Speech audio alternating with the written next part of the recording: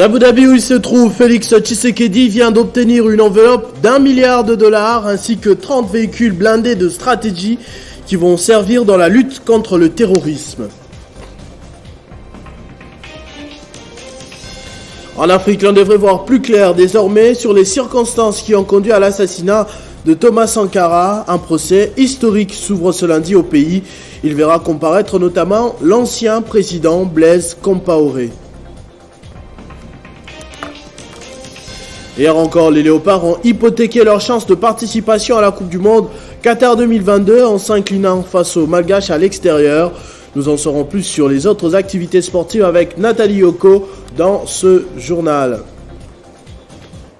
Mesdames et messieurs, bonjour. Après avoir exposé les potentialités énormes que regorge son pays, le président de la République, Félix Tshisekedi, a convaincu ses partenaires émiratis qui ont immédiatement débloqué en faveur de la RDC une enveloppe d'1 milliard de dollars, mais aussi des véhicules blindés stratégiques, une trentaine, dans le but de lutter contre le terrorisme dans le pays. Il s'agit d'un de ses déplacements les plus prolifiques de l'année. Le chef de l'État devrait échanger ce lundi avec le Premier ministre de Dubaï sur ce partenariat gagnant-gagnant. La Fédération des Émirats Arabes Unis a réservé un accueil digne de son rang au président de la République démocratique du Congo, Félix Antoine Tshisekedi Tshilombo. Le chef de l'État a eu une rencontre bilatérale de plus d'une heure avec Mohamed Ben Zayed Hayyan, le prince héritier d'Abu Dhabi et vice-commandant suprême des forces armées émiraties. Tout s'est déroulé au palais du prince héritier d'Abu Dhabi ce dimanche 10 avril 2021. Au milieu des échanges, la coopération bilatérale avec en toile de fond les investissements stratégiques. Ceci justifie du reste la présence à cet échange des ministres sectoriels, notamment celui des ressources hydrauliques, le ministre d'État, ministre d'Habitat et le ministre de l'Industrie. Il a été aussi question des transports et des logements sociaux, le secteur économique, de l'énergie, des mines, urbanisme et habitat, la sécurité et la défense. Un intérêt manifeste de la part des deux parties a été constaté dans le cadre du renforcement des relations entre les deux pays qui entendent créer un partenariat gagnant-gagnant. Au niveau sécuritaire, les Émiratis ont manifesté la ferme volonté d'aider la République démocratique du Congo dans la lutte contre le terrorisme à l'est du pays. Ils ont annoncé la mise à disposition immédiate d'une enveloppe d'1 milliard de dollars pour les investissements en République démocratique du Congo. Au sujet des points abordés lors de ces échanges, des protocoles d'entente seront signés à l'étape de Dubaï, où le chef de l'État est attendu dans les 48 heures dans le cadre de l'Expo Dubaï et Global Business Forum for Africa, un rendez-vous économique mondial incontournable auquel la RDC a été conviée. Pour rappel, le chef de l'État Félix Antoine Tshisekedi Tshilombo est arrivé aux Émirats arabes samedi en fin de journée.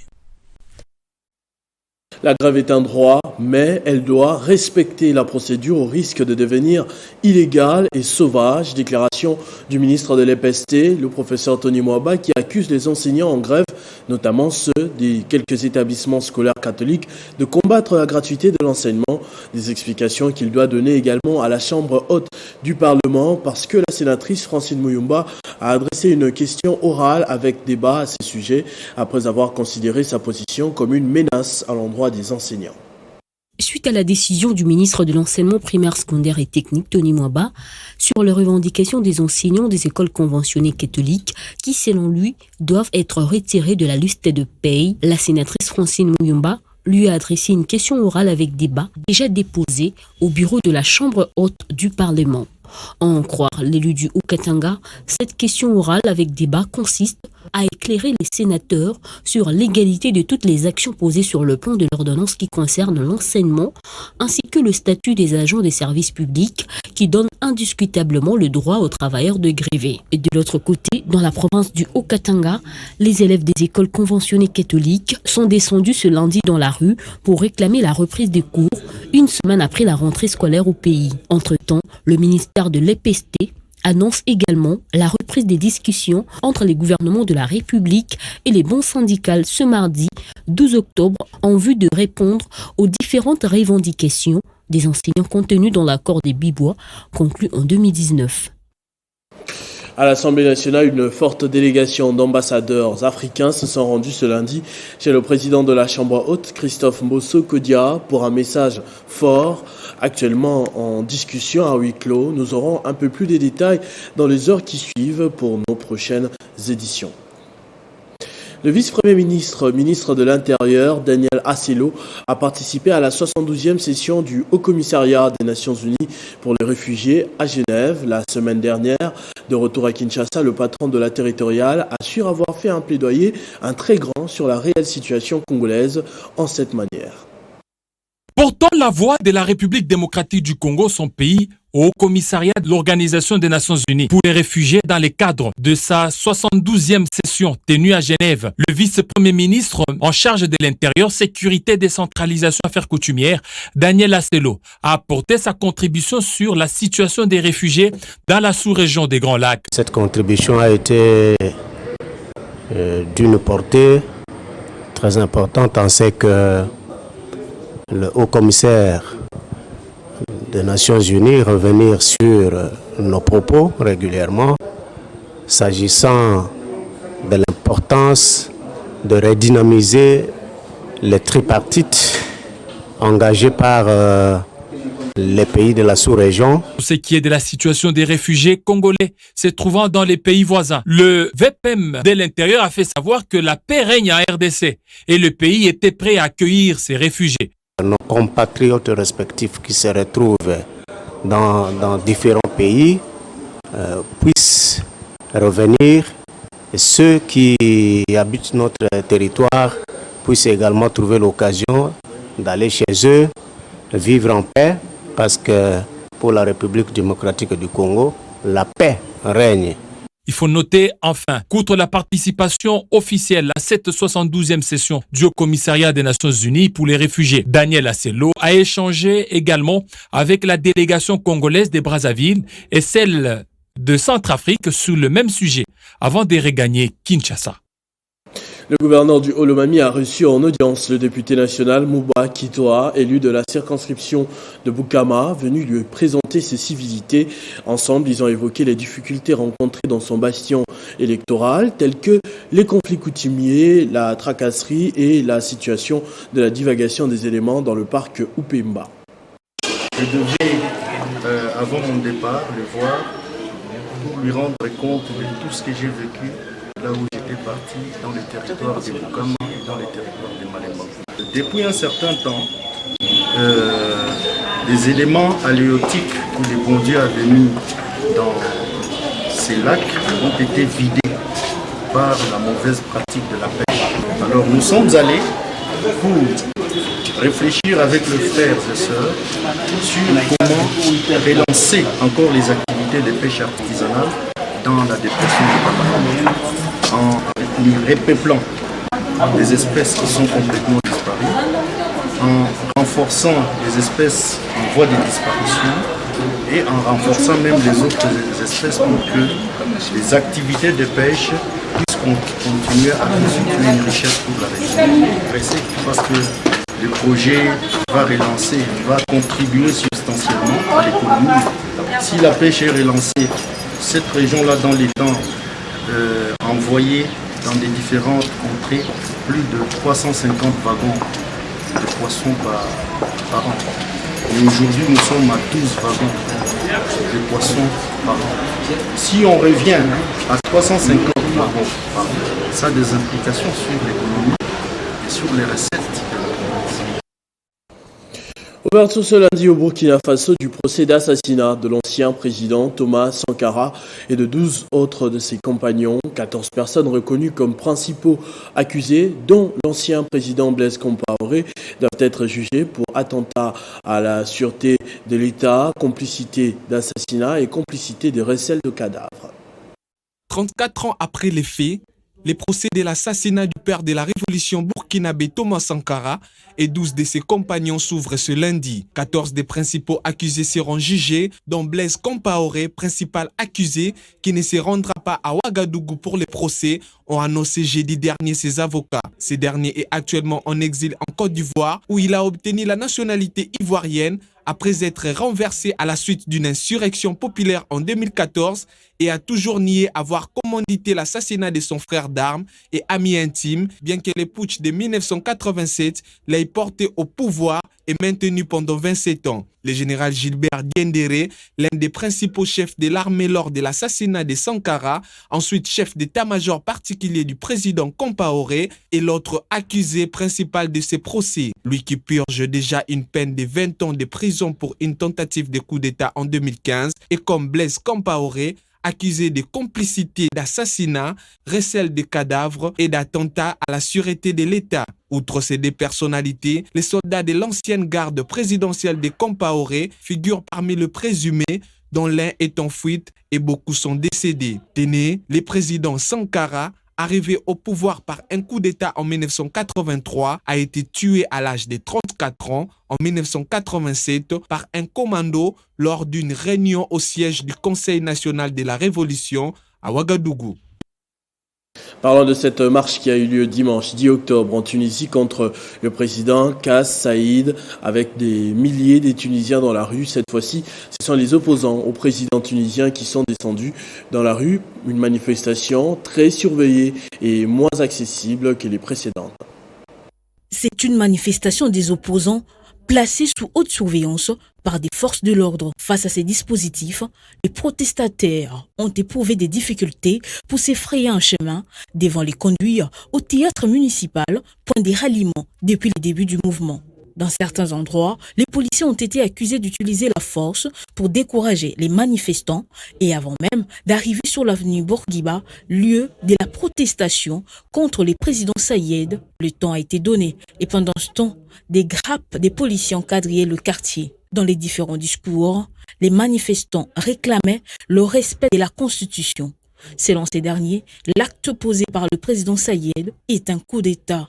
Et aussi longtemps qu'il n'y renoncera pas à ses décisions, les manifestations se poursuivront, ont-ils indiqué. Au moins 6000 personnes ont manifesté ce dimanche dans les centres de Tunis. Ces dernières dénoncent le coup de force du président Kais Saïed qui s'est arrogé les pleins pouvoirs il y a 2 mois. Lors de cette journée des manifestations, de nombreuses insultes et propos haineux ont été lancés envers le président tunisien, lequel, son état d'exception, entrait déjà dans sa 12e semaine consécutive.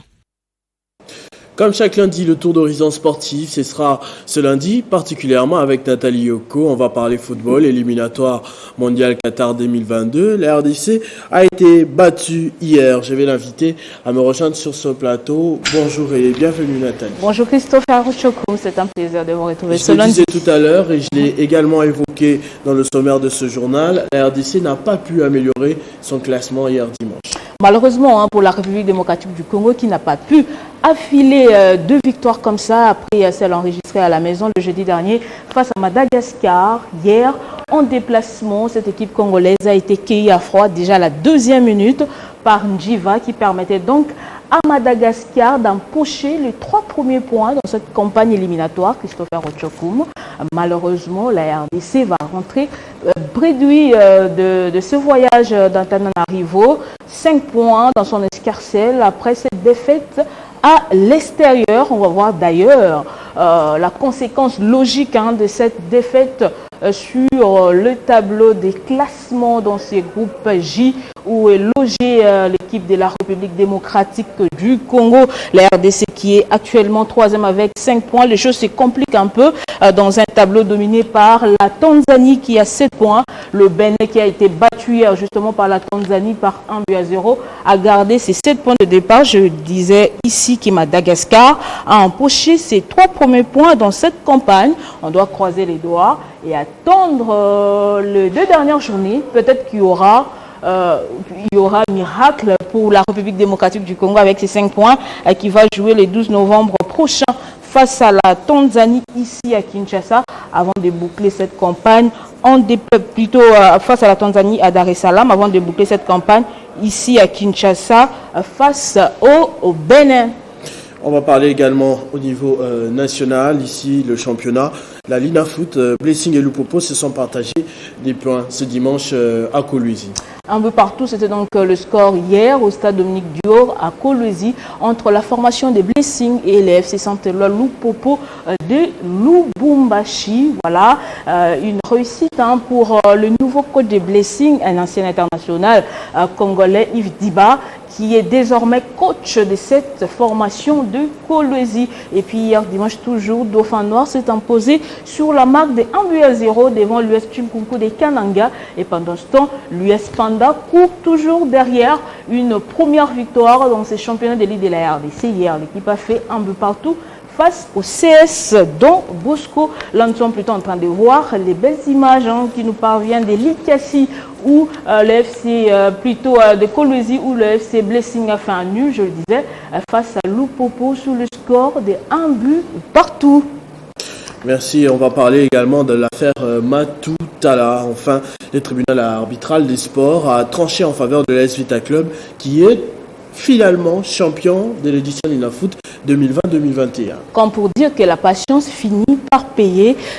D'aucuns n'espèrent plus cette qualification. C'est sacre de l'AS Vita Club dans cette affaire qui l'opposait à la formation du CS Don Bosco de Lubumbashi dans l'affaire Matoutala Zola qui avait un litige suite à sa double affiliation. Voilà, que le tribunal arbitral de sport vient de trancher en faveur de l'AS Vita Club qui reprend ses 9 points perdus comme ça par la FECOFA qui avait tranché en premier. Vita Club est donc sacré champion de la RDC édition 2020-2021 et parmi les artisans de ce sac ou bien de cette victoire figure l'ancien coach Florent Ibengue qui est avec l'AS Vita Club tout au long de cette saison avant de s'envoler au Maroc où il est en train de coacher actuellement la formation des Renaissances des Bercanes sur place au Maroc.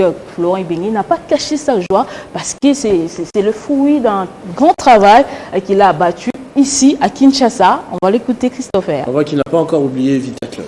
Ça coule encore dans ses veines. Le TAS vient de nous rendre justice. Je suis vraiment heureux. Je suis très très très heureux. Franchement, je suis heureux. Donc, félicitations. Je suis très content de la saison qu'on a pu faire l'année dernière. Donc, bravo aux joueurs, bravo aux dirigeants, bravo à tous les clubs, les supporters, je ne vous oublie pas. Donc, vraiment, de loin où je suis, je pense énormément à vous.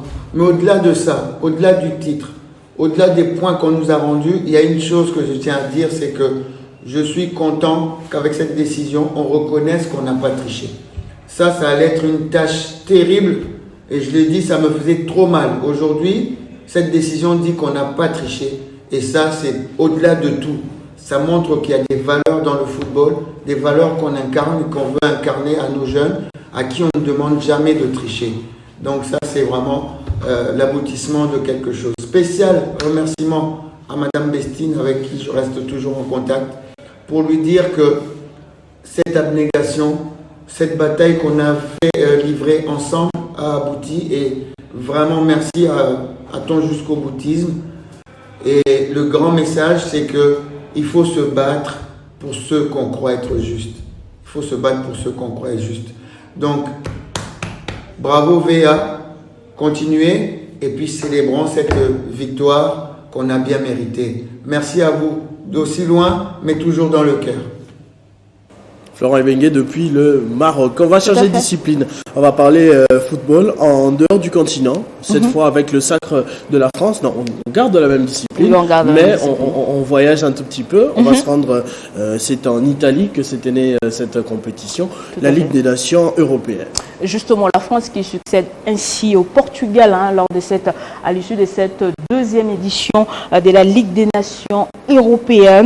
L'Espagne, qui était première à ouvrir la marque à la 64e minute, s'est rattrapée par la France avec un Karim Benzema d'un grand jour qui va réagir 2 minutes après seulement à l'ouverture du score. Donc 66e minute, c'était sans compter sur la détermination de Kylian Mbappé, l'El Salvatore des Bleus, qui va marquer les winning goals à la 80e minute, permettant donc à la France de s'imposer par 2-1 devant l'Espagne. Et toujours dans cette compétition, l'Italie a terminé 3e sur le podium après avoir battu lors de la petite finale la Belgique. Le score a été le même, 2-1, cette fois-là à Juventus Turin Stadium. Retour au pays pour changer de discipline cette fois. On va parler de volleyball. La Coupe du Congo de la FEVOCO se poursuit ce lundi. Et c'est la 4e journée de cette 17e Coupe du Congo de la FEVOCO. Quelques résultats ont été déjà enregistrés ce lundi. Chez le Dames, par exemple, Kano a battu le tout-puissant Mazembe sur le score de 3-7-0. Victoire côté messieurs, défaite côté messieurs des Blessings 0-3 devant Force Terrestre. Espoir s'est imposé devant Ngungu sur la marque des 3-7-0 au terrain du commissariat général de la police. Les matchs se poursuivent. Et hier, Christopher, on va rappeler que Mazembe chez les messieurs s'est imposé sur la marque des 3-7-1 devant des Yang.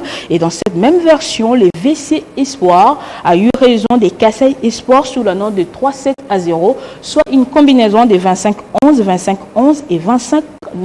Des réactions, il y en a eu juste après ce match. On va suivre. On participe à plusieurs compétitions. Par rapport à nos adversaires, c'est pas vraiment à notre niveau. Mais au moins, on se bat à jouer avec eux et tout. 3e victoire. Il n'y a pas de petite équipe quand il y a une Coupe du Congo et tout. Pour nous, au moins, ça nous facilite pour au moins pouvoir se reposer et affronter d'autres matchs et tout. La difficulté pour nous aujourd'hui d'encaisser 3-7-0, c'est vu qu'hier, là, on a joué 2 matchs. Tous les 2 matchs, on a gagné. Et puis aujourd'hui, quand on est revenu, on a perdu devant Espoir. Ouais, les matchs face à Espoir, c'est notre adversaire. L'Espoir joue fort. Et puis nous, on s'est forcé aussi à s'enfronter avec eux. On a joué quand même, mais ils nous ont battus. Comme le volleyball, c'est un jeu de fair play, c'est pour cela on a perdu les matchs aujourd'hui. Merci beaucoup Nathalie Yoko pour toutes ces informations sportives. Merci également à vous Christopher Ochokom. On a fait le tour, ce journal est terminé. Je vous en rappelle tout de suite les principaux titres. D'Abu Dhabi où il se trouve, Félix Tshisekedi vient d'obtenir une enveloppe d'$1 milliard et 30 véhicules blindés de stratégie qui vont servir contre la lutte dans le terrorisme. En Afrique, l'on devrait voir plus clair désormais sur les circonstances qui ont conduit à l'assassinat de Thomas Sankara. Un procès historique s'ouvre ce lundi au pays. Il verra comparaître notamment l'ancien président Blaise Compaoré. Hier encore, les Léopards ont hypothéqué leur chance de participation à la Coupe du Monde Qatar 2022 en s'inclinant face aux Malgaches à l'extérieur. Nous en avons su plus sur les autres activités sportives avec Nathalie Yoko dans ce journal. Ne nous quittez pas, la revue de presse, c'est dans un instant.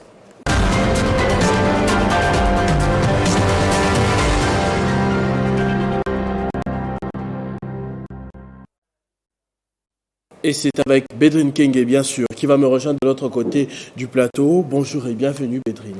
Bonjour et merci, Christopher Ochokoum. D'entrée des jeux, débutons avec le tour d'horizon des journaux par le lancement du projet de développement à la base de 145 territoires par le chef du gouvernement, Jean-Michel Samaloukonde. Effectivement, Christopher, selon le journal La Prospérité, ce programme dont le go est intervenu de manière symbolique le week-end dernier à Kenge dans la province du Kwango vise à doter les 145 territoires du pays d'infrastructures de base, de routes, de dessertes agricoles et de stations d'adduction en eau potable. Et commentons cette nouvelle, Forum des As parle dans Samaloukonde tel un soldat envoyé au front en vue d'identifier les besoins réels de cette nouvelle province issue du démembrement de l'ex-province du Bandundu et de concrétiser ainsi la vision du président de la République, Félix Tshisekedi, à travers son gouvernement. En dehors de nos frontières, Bédrine, au Burkina Faso, le procès tant attendu de l'assassinat de Thomas Sankara s'ouvre aujourd'hui. Effectivement, Christopher, 34 ans après sa mort et des longues années de combat de la justice, enfin, le procès de l'assassinat de Thomas Sankara et de ses compagnons s'est ouvert aujourd'hui à Ouagadougou. Au Burkina Faso, rapporte Wakatsira, un procès qui s'annonce historique, pointe ce site burkinabé qui a essayé de brosser les portraits de cet ancien président de la République, Thomas Sankara, et depuis devenu le modèle de la jeunesse africaine à travers tout le continent et même au-delà, intègre, résolu, sensible, intelligent, créatif, habité de la volonté ardente de sortir son peuple de la pauvreté, leader d'une révolution, je le disais Christopher, choisissant un modèle de développement auto-centré, libéré des dictats de la domination occidentale. Un procès en l'absence de Blaise Compaoré, l'absence de cet ancien président qui a été chassé, est une profonde déception pour de milliers de Burkinabés. Elle viendra d'abord rappeler que cette absence est d'abord de la responsabilité des autorités françaises, car ce sont les troupes françaises qui l'ont aidé à s'extirper du Burkina vers la Côte d'Ivoire, un acte qui n'est rien d'autre qu'une prime à l'impunité dont on sait qu'elle est un des principaux obstacles au développement, souligne ce média en ligne burkinabé. Et pour sa part, JeuneAfrique.com martèle que ce procès débute sans les deux principaux accusés dans l'affaire Sankara, notamment l'ancien président Blaise Compaoré et Hyacinthe Kafundo. Visé par un mandat d'arrêt, l'ancien président coule de jours paisibles à Abidjan, où il bénéficie de la protection et de la bienveillance de son vieil ami Alassane Ouattara, bien qu'absent lors du procès. Il va certainement le suivre devant sa télé et connaître son sort, indique ce site panafricain. Le Faso.net s'interroge de son côté qu'enfin la lumière sur le dossier Sankara. C'est la question qui taraude les esprits de milliers de personnes. Le Burkina Faso converge les regards à partir de ce lundi 11 octobre 2021. Pour preuve, ils sont plusieurs centaines de journalistes venus de 4 coins du monde à se positionner pour ce procès longtemps attendu et pour lequel certains avaient même perdu tout espoir de voir jaillir la lumière de la justice. Merci beaucoup Beden Kenge pour toutes ces informations. Je vous en prie, Christophe. À tous et à toutes également, merci de votre attention soutenue. Merci à l'équipe technique qui a accompagné la réussite de cette édition. Vivez heureux, vivez sans temps.